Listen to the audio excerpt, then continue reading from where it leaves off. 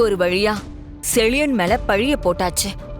இதுக்கப்புறம் அவன் என்ன செஞ்சாலும் இந்திராவுக்கு அவன் மேல கோவம் அதிகமா தான் வரும். பின்ன கொஞ்சம் விட்டா ஓவரா போயிட்டு இருக்கான். இந்த இந்திராணியும் கொஞ்சம் கொஞ்சமா மனசு மாறிடுவா போல இருக்கு. இப்படியே போயிட்டு இருந்தா நாம நடுத்தருவுக்கு தான் போகணும். அதான் கரெக்டான டைம்ல ஒரு ஸ்பீட் பிரேக்கை போட்டு விட்டேன். இதோட நிறுத்தக்கூடாதுன்னு இப்ப வெளியே போன செழியன் திரும்ப இந்த வீட்டுக்குள்ளேயே வரக்கூடாது. இந்திரா வாயாலே அவனை வெளியே போக சொல்லணும். நாம சொல்ல வைக்கிறோம். அதுக்கு என்ன, சொல்ல வச்சுட்டா போச்சு. அத நான் பாத்துக்கிறேன். குழந்தனாரே, நம்ம பிளான் கரெக்டா போயிட்டு இருக்குல்ல? எதுக்கும் அதையும் அப்பப்போ கவனிச்சுக்கிட்டே இருங்க. போன தடவை மாதிரி ஏதாவது சொதப்பிட போகுது. அப்புறம் நாம நினைக்கிறதுக்கு அப்படியே ஆப்போசிட்டா நடந்துடும். சுமங்கலி பூஜையில நடந்த மாதிரி நாமளே அவங்க 2 பேரையும் சேர்த்து வச்ச மாதிரி ஆயிட போகுது. இல்ல நீ இந்த தடவை அப்படி மிஸ் ஆக வாய்ப்பே இல்ல. எல்லாம் பக்காவா போயிட்டு இருக்கு. ஆனா அந்த குட்டி சாத்தானையும் நம்பவே முடியாது. அவ இப்பெல்லாம் முன்ன மாதிரி இல்ல, ரொம்ப விவரமா இருக்கா. அவ அப்பாவையும் அம்மாவையும் சேர்த்து வைக்கிறதுக்காக அந்த அயலி சிவாவுக்கும் அவ நிறைய ஹெல்ப் பண்ணிட்டு இருக்கா. ஒருவேளை அவ அப்பாவை காட்டி கொடுக்க கூடாதுங்கிறதுக்காக மாத்தி சொல்லிட்டா என்ன பண்றது? அப்படிலாம் சொல்ல மாட்டா. ஏன்னா நம்ம பசங்க அவளை அப்படி மிரட்டி வச்சிருக்காங்க. இருங்க, எதுக்கும் ஃபோன் பண்ணி விசாரிக்கிறேன்.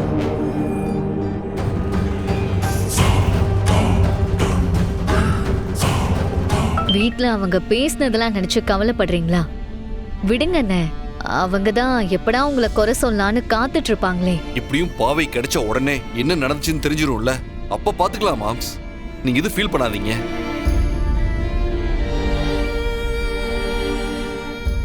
பாவையை கடத்தினவங்க எதுக்கு கடத்தினாங்க எனக்கு ஒண்ணுமே புரியல சிவா. அது என்னோட பகையா இல்ல உன் அக்காவோட பகையான்னு எனக்கு ஒண்ணுமே புரிய மாட்டேங்குது சிவா. ஆனா பாவை தான் இதுல மாட்டிக்கிட்டா. குழந்தை எங்க இருக்காளோ, எப்படி கஷ்டப்படுறாளோ தெரியல. இதெல்லாத்தையும் தாண்டி நான் தான் காரணம்னு சொல்றாங்களே, அதைத்தான் என்னால ஏத்துக்கவே முடியல. நான் பாவை மேல எவ்வளவு பாசம் வச்சிருக்கேன்னு இந்திராணிக்கு நல்லா தெரியும். ஆனா அவளும் சேர்ந்துட்டு தானே என்ன திட்டினா. அண்ணே, அண்ணி ஏதோ கோவத்துல பேசிருக்காங்க. அவங்க மனசுல கண்டிப்பா உங்களை தப்பா நினைச்சிருக்க மாட்டாங்க, விடுங்க. பாவை கிடைச்சதுமே அக்கா உங்களை திட்டினதை நினைச்சு கண்டிப்பா ஃபீல் பண்ணுவாங்க. எனக்கு அது நல்லா தெரியும் மாமா. அந்த வீட்டுல இருக்கிறவங்களுக்கு ஆரம்பத்துல இருந்தே என்ன பிடிக்காது. எனக்கும் இந்திராணிக்கும் கல்யாணம் ஆனதுல இருந்தே அவங்க எல்லாரும் இப்படிதான் நடந்துக்குவாங்க. எப்ப என்ன பிரச்சனை வந்தாலும் அதுக்கு நான் தான் முழு காரணங்கிற மாதிரி பிளேம் பண்ணிக்கிட்டே இருப்பாங்க. இந்திராணியும் இப்ப மாதிரி தான் அப்பயும் இருப்பா. அந்த வீட்டு ஆளுங்க என்ன சொன்னாலும் அதை அப்படியே நம்பி என்கிட்ட சண்டை போடுவா. யாரோ பண்ற தப்புக்கெல்லாம் நான் தான் தண்டனை அனுபவிக்கிறவனா இருப்பேன். இப்படியே என்னை பத்தி சொல்லி சொல்லி ஒரு கட்டத்துல என்னை இந்திராவையும் பிரிச்சுட்டாங்க. அண்ணே, கேக்குறேன்னு தப்பா நினைச்சுக்காதீங்க. உங்களுக்கும் அன்னிக்கும் நடுவுல என்னதான் பிரச்சனை? அண்ணிய கேட்டாலும் பதில் சொல்ல மாட்டேங்கிறாங்க. தயவு செஞ்சு நீங்களாவது சொல்லுங்க. அப்பதான் உங்க 2 பேரையும் சேர்த்து வைக்கிறதுக்கு எங்களுக்கு ஈஸியா இருக்கும். மாமா சொல்லுங்க மாமா.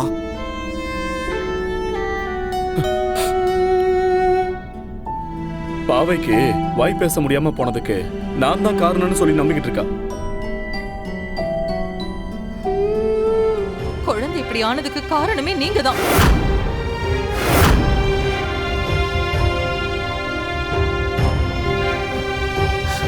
இந்திரா, என்ன நீ இப்படி சொல்ற? உங்களை யார் அவளை வெளியில கூட்டிட்டு போக சொன்னது? நான் தான் அவளை வெளியில கூட்டிட்டு போக கூடாதுன்னு சொல்லிருக்கேன்ல. என் பேச்ச மீறி அவளை நீங்க வெளியில கூட்டிட்டு போனதுனாலதான் இப்படி ஆயிடுச்சு. உங்களோட அலட்சியத்தால என் குழந்தை எந்த நிலைமையில இருக்கான்னு பாத்தீங்கல்ல. எப்பவுமே நான் சொல்றது எதையும் கேட்காம ஏன் இப்படி என் உயிரை வாங்குறீங்க? அதுக்கு நீ வீட்ல இருந்து குழந்தைய பத்திரமா பாத்துக்கணும். உன் இஷ்டத்துக்கு ஆபீஸ் கிளம்பி போயிடுவ. இவன் மட்டும் தனியா எப்படி குழந்தைய பாத்துக்குவான்? என்ன இருந்தாலும் குழந்தைய அம்மா பாத்துக்கிற மாதிரி இருக்குமா?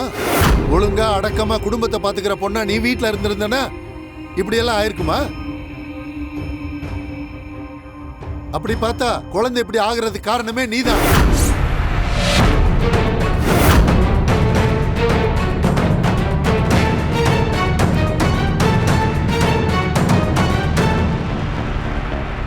நல்லா இருக்குங்க நீங்க சொல்றது. ஏன் ஊர் உலகத்துல எந்த அப்பனும் தனியா குழந்தைய வளர்க்கறதே இல்லையா? என்னமோ அதிசயமா உங்க பையன் மட்டும்தான் குழந்தைய பாத்துக்கிற மாதிரி சொல்றீங்க.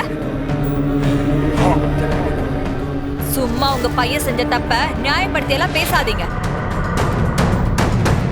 இவனால என்னைக்குமே எங்களுக்கு பிரச்சனை தான். டேய் போதுமா?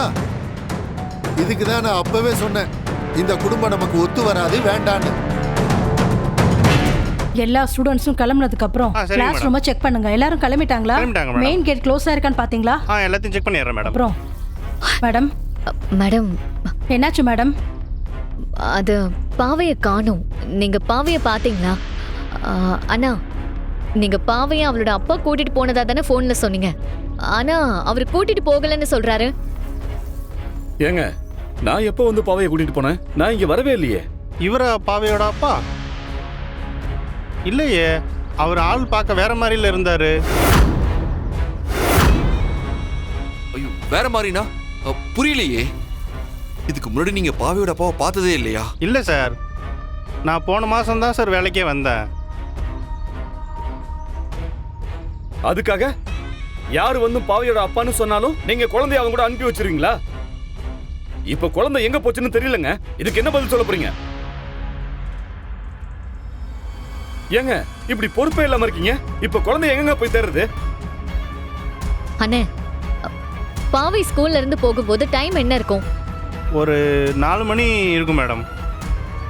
நான் கூட வந்தவங்க கிட்ட பாவையை ரெகுலராக டிரைவர் தானே வந்து கூப்பிட்டு போவாங்க, இன்னைக்கு என்ன நீங்கள் வந்துருக்கீங்கன்னு கேட்டேன். அவர் வீட்டுக்கு கால் பண்ணி இன்ஃபார்ம் பண்ணிடுறேன்னு சொன்னார் மேடம். ஆனா வந்தவன் ஆள் எப்படி இருப்பான்? அடையாளம் ஏதாவது சொல்ல முடியுமா? இல்லை சார், வந்தவர் ஹெல்மெட் போட்டிருந்தாரு. அதனால் அவர் முகத்தை என்னால் தெளிவாக பார்க்க முடியல சார். ஏங்க வந்தவன் முகத்தை கூட பார்க்கலையா? ஆனா குழந்தைய அவங்க கூட நம்பி அனுப்பி வச்சிருக்கீங்க. இத போய் என்னங்க சொல்றது? சார், நான் அவர் கேட்டவனையெல்லாம் அனுப்பல. பாவையோட ப்ரொசீஜரை செக் பண்ணி தான் அனுப்புனேன். என்ன ப்ரொசீஜர்? அதில் இருக்கிற ஒரு பைக் நம்பர் தான் வந்தவரோட பைக்லையும் எழுதி இருந்துச்சு. அதனால தான் அவரை நம்பி நான் பாவையை அனுப்புனேன். ஒரு நிமிஷம் இருங்க.